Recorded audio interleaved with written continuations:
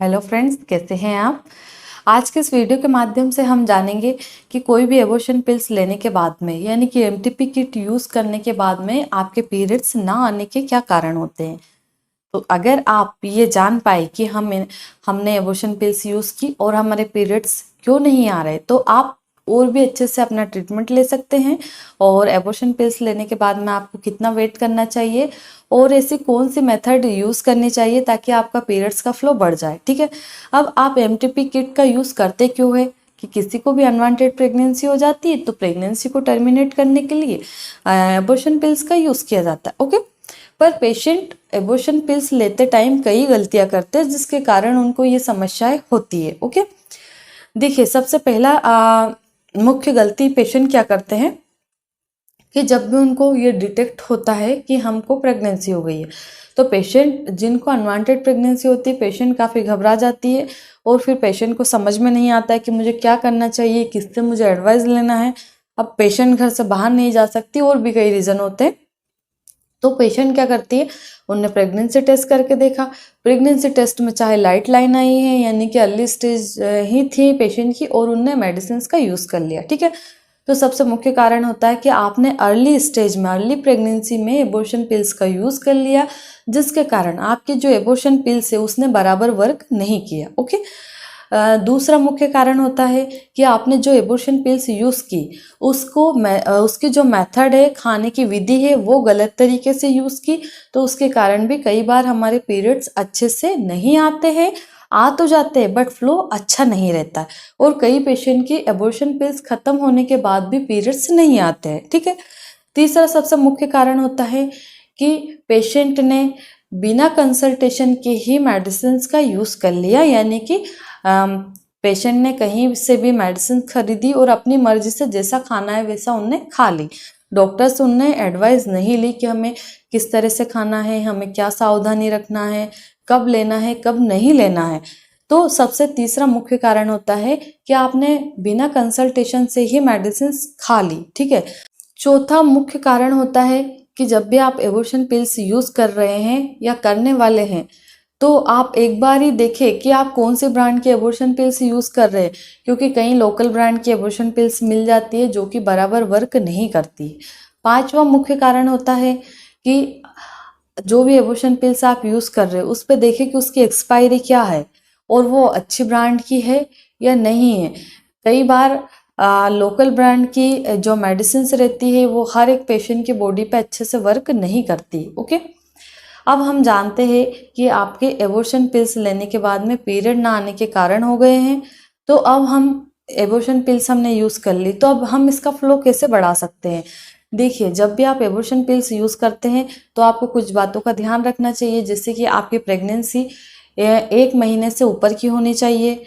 और कुछ और मुख्य कारण होता है कि आपकी प्रेगनेंसी या तो ज़्यादा लंबे समय की हो गई यानी कि 2 महीने से ऊपर की हो गई, तब भी ये एबॉर्शन पिल्स बराबर वर्क नहीं करती। ठीक है, तो जब भी आप एबॉर्शन पिल्स यूज़ करने वाले हैं तो आपको ये ध्यान होना चाहिए कि हमारी प्रेगनेंसी टेस्ट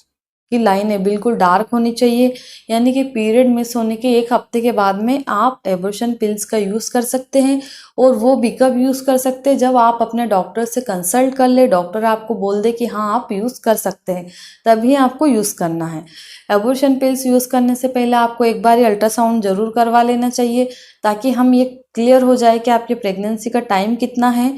और हमारी प्रेगनेंसी यूट्रस में ही है या यूट्रस के बाहर तो नहीं है। ओके, साथ ही में आपको एक ब्लड टेस्ट ज़रूर करवा लेना चाहिए, जैसे कि हीमोग्लोबिन की मात्रा अगर सही है तब भी आपके पीरियड्स अच्छे से खुल के आ सकते हैं। और जब भी आप एबॉर्शन पिल्स का यूज़ करें यानी कि एमटीपी किट का यूज़ करें तो उसको खाने की सही प्रोसेस अपनाएं, सही विधि से खाएं ताकि आपको इन सब समस्याओं का सामना ना करना पड़े। ठीक है, साथ ही में जैसे कि अगर आपको इनकम्प्लीट एबॉर्शन हो जाता है, जैसे कि आपने एबॉर्शन पिल्स खाई और हल्की फुल्की ब्लीडिंग हुई, अच्छे से क्लियर नहीं हुआ, केस बिगड़ चुका है, तो फिर ऐसे में कई बार आपको डीएनसी यानी कि डायलेशन एंड क्यूरेटेस करवाना पड़ता है, जिसको हम नॉर्मली लैंग्वेज में सफाई बोलते हैं, या एबॉर्शन करवाना होता है। ठीक है, तो वो करके प्रेगनेंसी को रिमूव करवानी होती है, जो कि पेशेंट के लिए काफ़ी प्रॉब्लम वाली बात होती है और पेशेंट काफ़ी टेंशन में, मानसिक तनाव भी पेशेंट को बढ़ जाता है। ठीक है, अब हम देखते हैं कि आपने एबॉर्शन पिल्स यूज़ कर ली, चाहे वो अच्छे से की, चाहे आपने अच्छे ब्रांड की ली, फिर भी कई बार पेशेंट की बॉडी पे ये अच्छे से वर्क नहीं करती है। तो ऐसी कंडीशन में आपको क्या करना है, जैसे कि आपने एबॉर्शन पिल्स यूज़ की पहले, दूसरे और तीसरे दिन, 3 डोज इसमें होते हैं, तो वो आप कैसे भी यूज़ कर सकते हैं। इनको कई मेथड होते हैं जिससे कि आप यूज़ कर सकते हैं। ठीक है, अब आपने यूज़ कर ली, यूज़ करने के बाद जैसे कि बड़ी वाली टैबलेट खाते हैं तो बहुत कम पेशेंट को ब्लीडिंग होती है, पर जब आप 4 छोटी गोलियां खा लेते हैं, यानी कि 2-2 करके खाते हैं या चारों एक साथ खाते हैं या 2 रखते हैं या 2 खाते हैं, जैसे भी आप यूज़ करते हैं इन टैबलेट्स को, तो उसके बाद में आपके पीरियड 1-1.5 घंटे में ही शुरू हो जाते हैं। ठीक है, अब अगर उस टाइम आपके पीरियड हल्की फुल्की ब्लीडिंग हुई तो उसको आप कैसे बढ़ा सकते हैं। देखिए, उस समय आपको एक एबॉर्शन पिल्स का कम से कम आपकी बॉडी पे 7 दिन तक असर रहता है, तो इन 7 दिनों में आपको डबल से कोई भी एबॉर्शन पिल्स रिपीट यूज नहीं करना है। ओके, साथ ही में आपको हल्दी वाला दूध सुबह शाम पीना है, आधा ग्लास सुबह, आधा ग्लास शाम को। हल्दी वाले दूध से हमारा जो ब्लड फ्लो है वो बढ़ जाता है, पीरियड्स अच्छे से आना शुरू हो जाते हैं। साथ ही में अगर आपको पका हुआ पपीता या कच्चा पपीता अगर अवेलेबल हो जाता है, कच्चा पपीता मिलता है तो 100 ग्राम लेना है, पक्का मिलता है तो 200 ग्राम सुबह, 200 ग्राम शाम को खाना है आपको। ठीक है, साथ ही में आपको कुछ आयरन टॉनिक भी लेना चाहिए, वो आप डॉक्टर के कंसल्टेशन से ही यूज़ करें। ओके, देखिए एक बात और मैं कहना चाहूँगी आपको कि अगर आपने एबॉर्शन पिल्स अपनी मर्जी से यूज़ किए, आप डॉक्टर के पास नहीं जा पा रहे किसी भी रीजन से, तो हमारी भी ऑनलाइन अपॉइंटमेंट बुक करके आप हमसे बात कर सकते हैं। आपके साथ जो भी समस्या हो रही है या जो भी सवाल आपके मन में है, वो आप हमसे बात करके आप अपने डाउट्स को क्लियर कर सकते हैं और आप ये भी अच्छे से जान सकते हैं कि हम आगे क्या करें ताकि हमारा केस बिना सर्जिकल एबॉर्शन से कंप्लीट हो जाए। ठीक है,